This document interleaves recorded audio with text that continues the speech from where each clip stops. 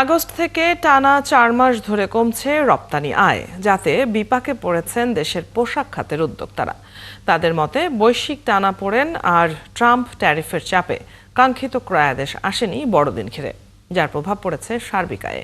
পোশাকের বাইরে কৃষি, পাট সহ বেশ কিছু খাতেও কমেছে রপ্তানি আয়। সংশ্লিষ্টদের মতে রাজনৈতিক পরিস্থিতির উন্নতি না হলে এই সংকট কাটানো কঠিন হবে। রাকিব আল জাবেদের রিপোর্টে বিস্তারিত। 67%, that's tariffs. বাণিজ্য ঘাটতি কমানোর অজুহাতে বিশ্বব্যাপী পাল্টা শুল্ক আরোপের প্রতিযোগিতায় নামেন ডোনাল্ড ট্রাম্প, যে তালিকায় উপরের সারিতে ছিল বাংলাদেশের নামও। শুরুর দিকে সেই হার স্বস্তিদায়ক মনে হলেও নেতিবাচক প্রভাব পড়তে শুরু করেছে রপ্তানি আয়ে।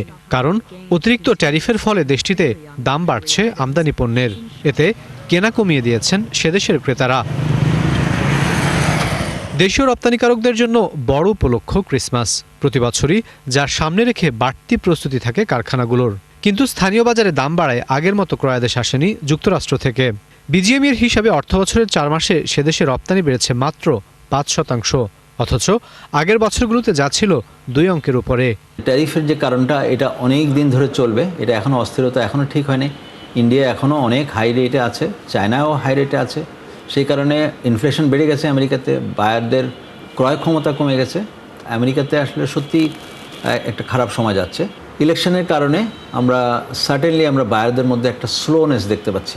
কিন্তু small and medium factory, SME যাদেরকে আমরা বলি, সে জায়গায় একটা বড় ক্রাইসিস কাজ করতেছে সেই জায়গায়। যুক্তরাষ্ট্রের বাজারে নিম্ন প্রবৃদ্ধির পাশাপাশি অন্য গন্তব্যেও বাড়েনি পোশাক রপ্তানি, যে কারণে নভেম্বরে এ আয় ছিল মাত্র $৩৮৯ কোটি, যা গেল বছরের একই সময়ের চেয়ে কমেছে ৫%। আর অর্থবছরের ৫ মাস আমলে নিলে প্রবৃদ্ধি ছিল ১%-এরও নিচে। আর এই ধাক্কা সবচেয়ে বেশি লেগেছে ছোট ও মাঝারি কারখানাগুলোতে। ইউরোপের ইকোনমি কিছুটা স্লথ হয়ে গিয়েছে, গতি কমে গিয়েছে। ফলে আমাদের যে প্রধান মার্কেট ইউএসএ এবং ইউরোপিয়ান ইউনিয়ন, দুই ক্ষেত্রেতে আমাদের একটা ঝামেলার মধ্যে পড়েছি। এর সাথে সাথে যখন চায়না এবং ইন্ডিয়ার উপরে ওভার একটা ট্যারিফ লোড দিয়ে দিল মার্কিন প্রশাসন, তখন তারা কিছুটা ইউরোপমুখী হলো। ফলে সেখানে আমাদের কম্পিটিশনটা বেড়ে গেছে, প্রাইস কম্পিটিশনটা বেড়ে গিয়েছে। কেবল তৈরি পোশাকই নয়, এই সময় কৃষিপণ্যের রপ্তানি কমেছে 25%-এর মতো। এছাড়াও ওষুধ, হোম টেক্সটাইল, আর্ট আর পাট ও পাট পণ্যের রপ্তানি কমেছে 10%-এর মতো। বিশ্লেষকরা বলছেন, এই সংকট কাটাতে রাজনৈতিক স্থিতিশীলতার বিকল্প নেই। এই পরিস্থিতি কবে কাটবে সেটা আমরা জানি না, কিন্তু আমার কাছে মনে হয় যে আমরা যদি এই মাসের মধ্যে মার্কিন যুক্তরাষ্ট্রের সঙ্গে একটা বাণিজ্য চুক্তি করে ফেলতে পারি, তাহলে সেক্ষেত্রে পরিস্থিতি হয়তো উন্নতি হতে পারে। শুধু নির্বাচনের জন্য অপেক্ষা করলে হবে না, এই সময়টাতে যেন হতাশ হয়ে না যান রপ্তানিকারকরা। তো সেই জন্যেই আমাদের কিছু ফিসক্যাল ইনসেন্টিভ দিতে হবে তাদের।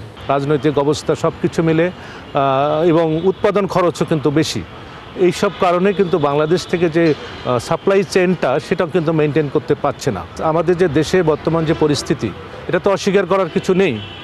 সেখানে কিন্তু তারা কিন্তু যেমন ইনভেস্টমেন্ট আমাদের কম আসছেন, ডিসকারেজ করছে। রপ্তানি উন্নয়ন ব্যুরোর হিসাবে চলতি অর্থবছরের প্রথম 5 মাসে মোট রপ্তানি হয়েছে $2002 কোটি পণ্য।